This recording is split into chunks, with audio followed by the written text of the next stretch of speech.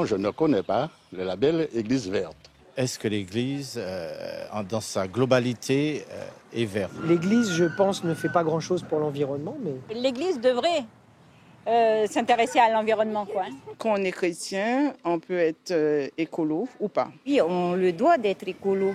L'Église chrétienne va s'engager là-dessus. Tout à fait, l'Église a un rôle primordial à jouer. Je ne sais pas trop ce que l'Église fait pour l'environnement. En tant que catholique, il faut qu'on se reprenne en main. Protéger tous les jours la planète. C'est nous, les chrétiens, qui doivent donner l'exemple. Insister sur la beauté de la création et sur la nécessité à la respecter et à la préserver.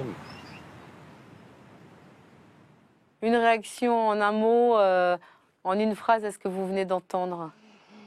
Ça reflète exactement la situation, c'est-à-dire il y a des paroles d'église depuis déjà les années 70 sur l'écologie, mais c'est vraiment très très récent, 2015 avec Laudato Si, que ça devient une parole audible à tous les niveaux et du coup qu'elle commence à entrer en acte.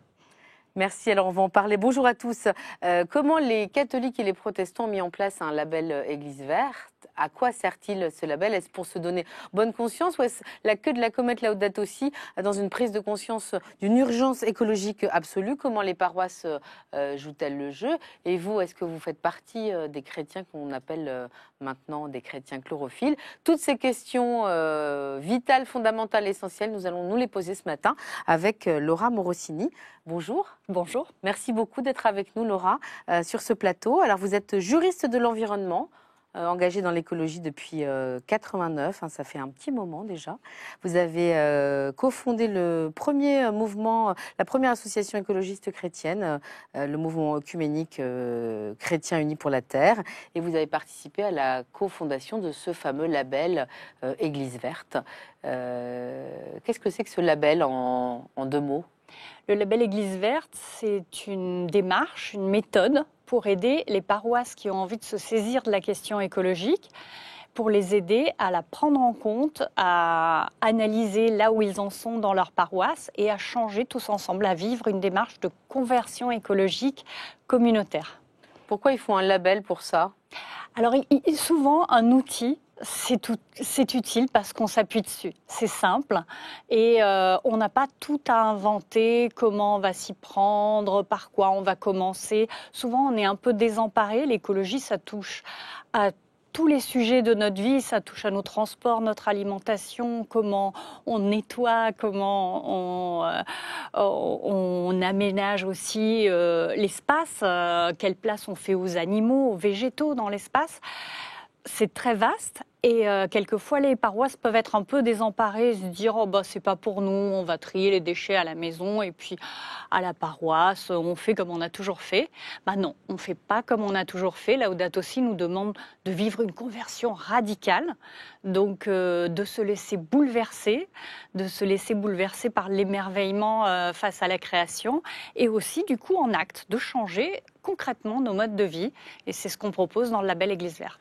Alors du coup, ça veut dire ce changement, cette conversion écologique qui est stipulée de façon très concrète à travers cet outil dont vous parlez. Donnez-nous un exemple. Alors, on a commencé le questionnaire, l'éco-diagnostic qui permet de faire un état des lieux par les célébrations. Est-ce que quand on prie pour la création? On prie pour les gens qui sont victimes de guerre, on prie pour les malades. Et est-ce qu'on prie pour la terre? Laudato Si dit, parmi les plus pauvres, les plus opprimés qui soient, il y a notre sœur, mère la terre. C'est vraiment les premières paroles de Laudato Si. Ben voilà, la terre et tout ce qui souffre, de la montée des eaux, ceux qui souffrent de la désertification, ceux qui souffrent de l'interconnexion avec la nature qui du coup les fait souffrir, humains ou animaux aussi.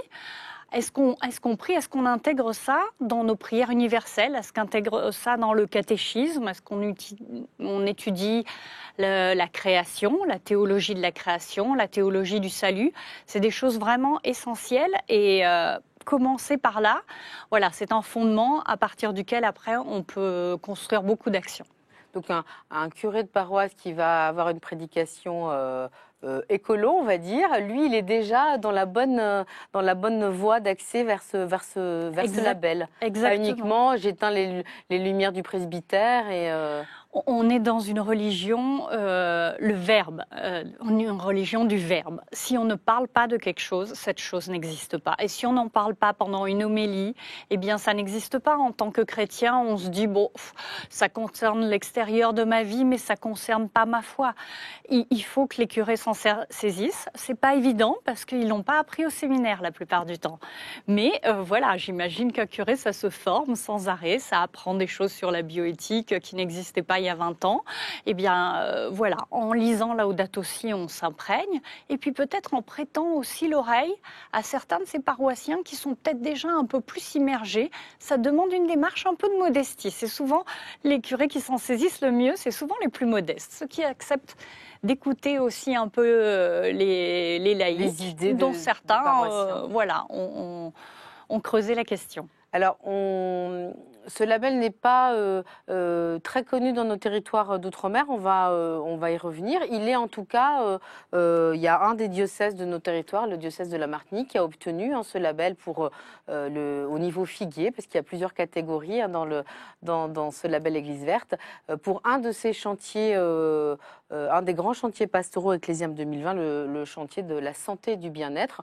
On a suivi, en tout cas nos correspondants ont suivi l'une des porte-parole de ce chantier, Nicole Desglises. On regarde tout de suite et on en reparle après. La pluie a cessé, profitons du soleil pour se mettre en mouvement, en action et suivons les conseils de Sonia. Au boulot! Si Nicole Desglises est directive, c'est parce qu'elle est en mission pour le label Église verte, un label obtenu grâce au chantier Ecclésiam 2020, santé et bien-être. Positionnez vos plans, allez-y, comme vous avez l'habitude de faire. Nous sommes dans le jardin paroissial au quartier Redoute de Fort-de-France. Nicole s'y déplace pour s'assurer que la phase plantation de l'atelier nature et découverte prend forme, avec les adolescents de 3e année de catéchisme. C'est aussi une activité plaisante qui me permet d'apprendre à planter. Donc je pourrais le reproduire peut-être après avec mes parents. Les agriculteurs, ils ont du courage de faire ça. Oui, parce que sans eux, on n'aurait pas de légumes. Et aussi, c'est pour la terre, parce que les plantes apportent de l'oxygène aussi. Sonia est la catéchiste. Avec ce jardin, c'est l'occasion pour elle de sensibiliser les jeunes au respect de la nature. Cette activité agroécologique leur donne la dimension de la création, ce que Dieu nous a donné, puisqu'il faut restaurer la nature aujourd'hui. On ne peut pas planter pour planter. On leur dit qu'il faut qu'on plante à dimension humaine. Ce potager existe depuis 1 an et fait la fierté des adolescents et des paroissiens qui aiment y retrouver le jardin créole d'antan. Autre jour, autre potager. Dans le quartier Terre-Saint-Ville de Fort-de-France, Nicole a rendez-vous à l'Arche, une association qui accompagne les personnes porteuses de handicap. Ici, c'est un jardin biologique cultivé par les résidents.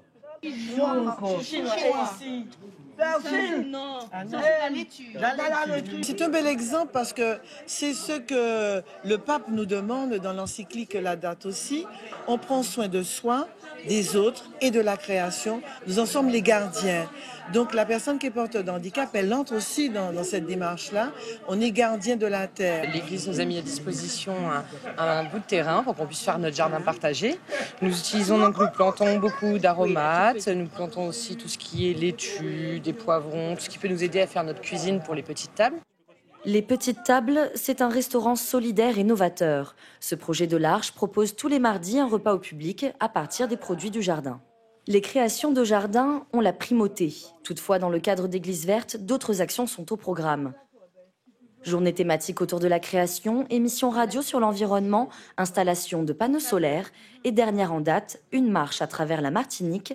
Il y a 7 districts et nous avons 7 départs de marche le samedi qui permettent à tout un chacun de marcher, de venir marcher au plus près de son domicile. Ça veut dire que si vous habitez le nord, il y a un district dans le nord, au plus près du nord, et ensuite, donc à travers les districts, tous nous pouvons marcher pour notre santé, notre bien-être.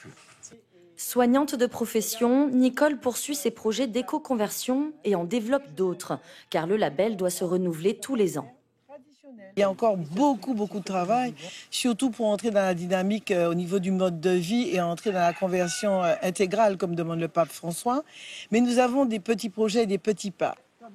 Le chantier santé et bien-être d'Ecclésiam 2020 a permis à la Martinique d'atteindre le niveau figuier du label Église verte. Nicole ne relâche pas les efforts. Prochaine démarche qui lui tient à cœur, organiser des covoiturages pour aller à la messe. Non mais mon portable est fermé. Un grand merci Nicole pour ce très beau reportage. Est-ce que vous connaissez les réalités de nos territoires d'outre-mer ?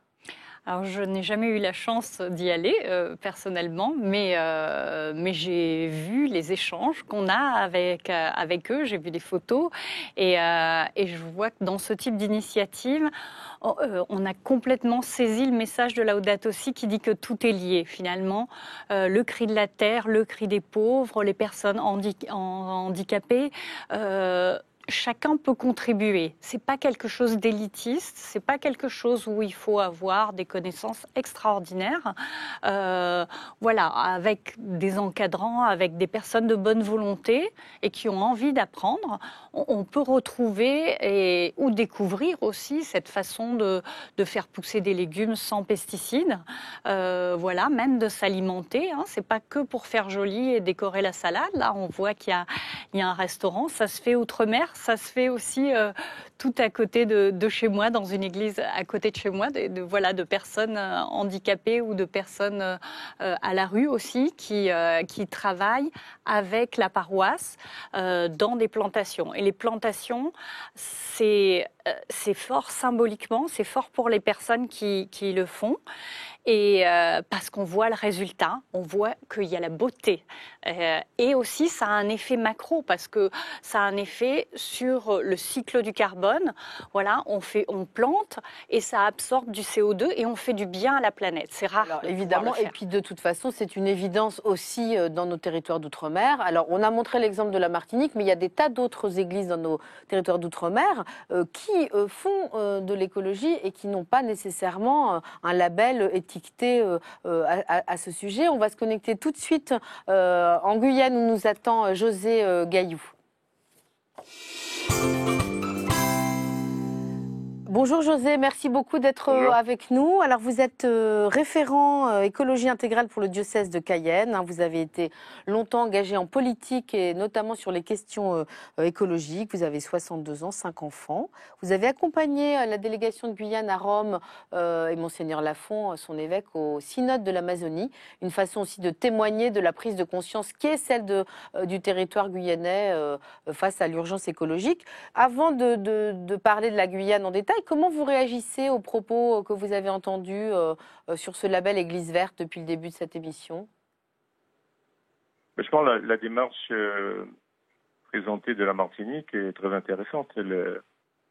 Elle m'interroge un petit peu aussi sur les inspirations qu'on pourrait trouver, mettre en place, notamment sur le territoire de Cayenne, puisque inversement, à la Martinique, nous sommes quand même une zone, un territoire qui est très vaste, où je vous disais l'autre jour dans la préparation de l'émission, où les gens, comme M. Jourdain qui faisait de la prose sans le savoir, font de l'écologie sans le savoir. Et le terme écologie est un terme qui vient d'ailleurs pour nous. Il n'a pas beaucoup de sens. Oui, c'est-à-dire que finalement, la Guyane, c'est les pieds, avec le peuple amérindien, a les pieds dans la forêt et la tête en Europe. Et donc, du coup, oui, tous les éco-gestes qu'on va pouvoir citer à titre d'exemple, finalement, les Guyanais et les Amérindiens en particulier le font sans avoir besoin d'un label. Est-ce que finalement, je reformule la question autrement, qu'est-ce que vous pensez de l'utilité ou pas de ce label ? Je pense qu'il est utile parce que quand on voit la démarche entreprise par le diocèse de Martinique, je pense que c'est intéressant de passer par les jeunes, expliquer ce qu'est la création, parce que souvent quand on habite en ville, on perd ces notions-là. Ça reste quelque chose de tout à fait naturel pour ceux qui vivent dans le milieu rural, qui vivent déjà de ça, qui savent comment planter. Si on va dire aux Amérindiens comment planter, ils vont rigoler, si vous voulez. Mais à Cayenne, en ville, on sent qu'il y a quand même sans doute un travail à faire, je pense, sur le modèle de Martinique, peut-être à Cayenne. Donc du coup, ces petits outils dont parle Laura depuis le début de l'émission, c'est quelque chose aussi que le diocèse de Cayenne peut faire sien dans cette conversion. Oui, tout à fait, dans la mesure où il y a déjà un travail qui se fait, pas par nous, mais au niveau de l'éducation nationale par rapport à l'écologie, aux éco-gestes qui sont enseignés, mais je pense que peut-être que l'Église pourrait participer également à faire ces enseignements, puisque nous avons des personnes de notre diocèse qui sont souvent aussi professeurs des écoles ou qui ont des connaissances et qui pourraient intervenir à côté des associations, peut-être au niveau de l'éducation nationale, ou mettre... Ce qui est intéressant sur la Martinique, c'est que là, on sort des intentions et on passe à l'action, et ça, c'est intéressant. Alors, comment vous passez? Alors, évidemment, je dis pas que c'est un vœu pieux que l'Église et l'Éducation nationale travaillent main dans la main, mais ça, c'est un autre sujet et un autre débat. Comment vous avez-vous, en revenant de Rome, justement, porté l'étendard de cette conversion écologique hors label? Mais finalement, c'est la même chose. On contribue. Ce label, c'est pas uniquement la queue de la comète Laudato Si. C'est une façon de mettre un outil en avant. De quoi vous parlez quand vous allez dans les communautés, quand vous parlez du synode? Mais déjà, la démarche de préparation était très importante parce que les Amérindiens et les Bushinangés ne comprenaient pas trop la démarche.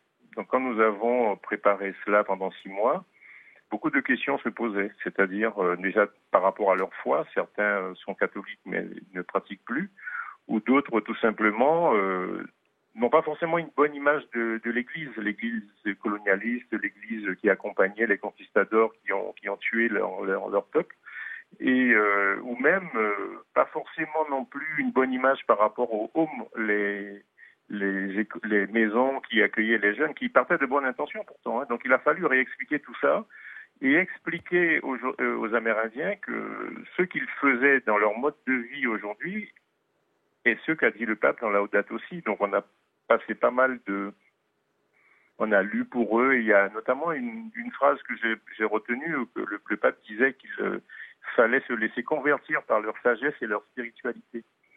Et je faisais souvent cependant avec les scientifiques de l'IPBES qui disaient que les premières recommandations faites par les scientifiques pour sauvegarder la biodiversité et limiter l'érosion de la biodiversité étaient de s'inspirer de leur spiritualité et de leur sagesse.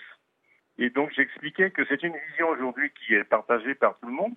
Et une des questions qui avait été posée, on dit de vous que vous êtes des gardiens de la forêt. Que pensez-vous? Alors beaucoup ont répondu, nous ne sommes pas gardiens de la forêt. Nous vivons avec la forêt fait partie de nous, et c'est notre jardin. Donc nous sommes gardiens de rien du tout. Alors comme on parlait justement de cultiver ce jardin, nous l'entretenons. Et par contre, les modes de vie qui nous sont imposés aujourd'hui font que demain, il n'y aura plus de gardiens de la forêt. Si c'est comme ça, vous nous voyez, parce que les jeunes partent vers d'autres formations. Et l'éducation nationale, comme tout à l'heure de l'Église et l'éducation nationale, je crois qu'effectivement il y a un gros travail à faire, c'est d'expliquer qu'il ne suffit pas de scolariser les enfants pour dire que ça y est, on est dans l'école de la République et que les enfants doivent avoir un minimum d'éducation, mais on se rend compte aujourd'hui que cette éducation est en train de détruire leur identité. Donc il faut allier les deux. Du coup, est-ce que, en tout cas, je vois que Laura a l'air assez d'accord avec vos propos sur justement ce retour à la spiritualité qui est quand même finalement fondamentale. Ce label, c'est un moyen d'y accéder. Concrètement, comment le diocèse de Cayenne, avec sa particularité, contrairement à d'autres diocèses en France métropolitaine ou dans d'autres territoires, peut arriver à mettre en place cette conversion écologique et que ce ne soit pas uniquement une quête spirituelle et qui aurait besoin de choses très concrètes? Mais déjà, le retour de Rome était pour nous... chose d'assez important parce qu'il était convenu avec les communautés rencontrées qu'on reviendrait vers eux. Il nous avait demandé de transmettre au pape et de remettre au pape le châle amérindien et le pagne bushinangé qu'on appelle le pongui. Qu'on a vu d'ailleurs, on a vu des photos dans la photo. C'était un moyen de transmettre par l'évêque et comme on demandait souvent les peuples d'Amazonie au pape d'être leur référent pour dire au monde entier qu'ils souffrent. Et c'était de dire au pape, nous en Guyane, voilà ce que nous représentons, voilà ce qui nous sommes. Et ce message était fort parce qu'il fallait après qu'on revienne vers eux, parce que tout est symbolique, et leur dire, regardez les photos, voilà ce que nous avons fait de vos châles et du châle et du pagne. Pour, si vous voulez, garder la confiance. Ensuite, il y a un travail à faire, donc notamment par le réseau ecclésial panamazonien, le REPAM, que nous avons mis en place tout de suite, et qui nous permet d'être de retour sur le terrain, mais cette fois-ci pas seulement pour les peuples autochtones et les Bushinengue, mais pour l'ensemble du territoire guyanais. Et c'est ce que je vous disais l'autre jour, on s'est rendu compte tout de suite que le message du pape Laudato Si était quelque chose qui nous manquait un peu dans la... Par exemple, moi personnellement, qui avait créé un parti écologiste, cette partie de la spiritualité, de vivre en harmonie avec sa spiritualité nous manquait un peu pour le faire passer dans le discours politique.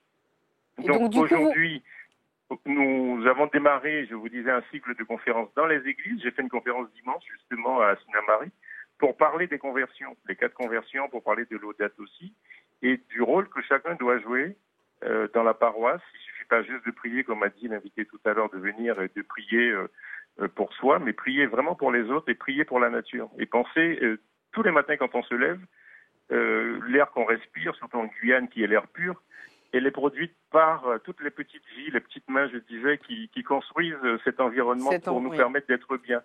Et donc il y a une nécessité, je vous coupe, pardon José, il y a une nécessité d'un retour à la spiritualité, en tout cas dans cette, pour bien comprendre le sens de cette conversion. Je voudrais quand même qu'on fasse un petit tour à La Réunion, puis on revient ensuite très rapidement, parce que le temps file, pour voir un petit exemple qui s'est passé dans une paroisse, de la paroisse de Savannah, où c'est le curé qui a voulu un petit peu appeler ses paroissiens à cette conversion. Très important, aujourd'hui, on assiste de plus en plus à la déforestation. La planète commune, hein, on la préserve. Et on permet de nous nourrir. Hein, ce matin, c'est cours de catéchisme à la paroisse de Savannah. Herman, ce paroissien, est également conseiller écologue. Son objectif, sensibiliser les jeunes à la préservation de la nature. Nous allons aller planter ces plantes, comme on dit, parce que en fait, c'est ça qui nous permet déjà de nous soigner, de nous nourrir, et nous permet aussi de respirer. Après la théorie, place à la pratique. Et c'est dans le jardin de l'église que les enfants apprennent à mettre en terre les plantes médicinales, heureux d'avoir accompli un geste pour la nature. La terre nous apporte de la nourriture, plein de plantes pour nous guérir. J'ai planté une plante qui s'appelle l'ayapana. Ça sert à guérir le mal de ventre. Pour les catéchistes comme Marie-Michel, ce jardin est une manière ludique de parler de la création aux enfants pour les sensibiliser à leur environnement. Les enfants, c'est les adultes de demain, donc ça les concerne aussi beaucoup plus que nous. Et pour certains parents, préserver l'environnement va encore plus loin. On évite justement de consommer des produits industriels pour plus consommer des produits naturels afin de préserver notre environnement et surtout notre santé. À la paroisse de Savannah, on ne connaît pas le label Église verte. Mais des actions sont effectuées depuis plusieurs années par le père Jannick. La création, là, au départ, dans la Bible, c'était un grand jardin. Le père écologiste s'inspire de l'encyclique Laudato Si du pape pour enseigner le respect de la terre nourricière. J'aime bien cette encyclique-là parce qu'elle fait bien le lien entre l'homme, son cadre de vie, la nature et ce qu'il faut faire pour qu'ils s'épanouissent et non pas qu'ils se dégradent. Et là, il y a du boulot à faire. Du boulot à faire, à commencer par éveiller les consciences. Pendant la messe, dans son homélie, le père Jannick interpelle les fidèles sur la sauvegarde de la maison commune. Eh bien, toute cette beauté, toutes ces merveilles se dégradent, sont en danger, en grande partie à cause du comportement des hommes. La plupart des fidèles savent qu'il est urgent d'agir. Si on n'y fait pas attention, la nature va continuer à se dégrader et nous serons victimes de nos erreurs. Chacun pour soi doit se dire demain dans quel monde on doit laisser à nos enfants dans quel monde ils vont vivre. Avec le label Église verte, l'Église ne devrait-elle pas être la première à donner l'exemple? Nous sommes dans le jardin de la cathédrale de Saint-Denis, au couvent des Dominicains. Frère Fabien Joseph s'occupe du compost. Et une fois qu'il est à peu près fait dans le gros composteur, je mets dans ce gros bac qui nous donne un produit qui est beaucoup plus assimilable. Ça donne un terreau qui est très bon pour les plantes. Pas besoin d'acheter d'engrais. Grâce au compost, pas besoin non plus d'arrosage car l'eau est maintenue. Au moins ici sur Saint-Denis à La Réunion, qui est quand même sensibilisé par la beauté de l'île, la beauté des paysages et le coût carbone dont on est conscient de nos déplacements et d'une partie de notre alimentation qui est produite ailleurs. On a ce souci de vivre écologiquement. Tout comme le père Jannick, le frère Fabien Joseph rappelle qu'il participe à la création. Mais il espère que ces initiatives vont se multiplier dans tout le diocèse. Voilà, c'était aussi une façon de montrer toutes les réalités qui existent dans nos territoires d'outre-mer. Vous êtes d'accord avec ça, j'imagine. Qu'est-ce qu'on peut dire à ceux qui sont un peu sceptiques vis-à-vis de toutes ces petites initiatives qui semblent un peu dérisoires face à la catastrophe qu'on nous annonce ? On peut avoir l'impression que les initiatives sont petites et nous d'ailleurs on encourage, c'est un des éléments de la pédagogie d'Église verte, de commencer petit, parce que quand on commence petit, on peut avoir des succès et on peut s'appuyer dessus et s'en réjouir et du coup avoir plus d'ambition pour les étapes d'après. C'est vraiment l'idée du label Église verte, de commencer graines de Senvé et puis après de monter lys des champs, cèpes de vigne, figuier et cèdre du Liban. On a prévu 6 niveaux dans le temps pour évoluer. Donc l'idée, c'est que les initiatives petites ne restent pas petites. Il faut être ambitieux, il faut rêver. Et un des premiers exercices que font des groupes qui se mettent dans l'Église verte, c'est de rêver leur diocèse dans 50 ans ou rêver leur paroisse dans 50 ans ayant réussi le défi écologique. Donc il ne s'agit pas de rester petit, mais il faut commencer petit et ça, c'est indispensable. Et je vais faire réagir, je vous coupe, pardon Laura. Allez-y. José, du coup je rebondis sur ce que dit Laura. Comment vous rêvez votre diocèse dans les 20 prochaines années? Soyez fous. Mais c'est que toutes les paroissiennes et les paroissiens soient conscients du travail que nous devons faire pour préserver notre Amazonie pour nous en Guyane.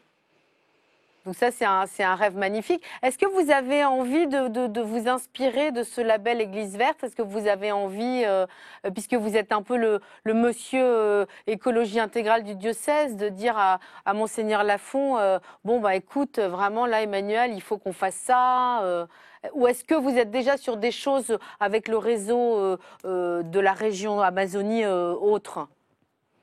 Nous sommes sur 2 niveaux, les niveaux réseau amazonien avec l'ensemble des territoires d'Amazonie pour échanger nos pratiques, nos connaissances, les difficultés que vivent les peuples autochtones en fonction des territoires d'Amazonie.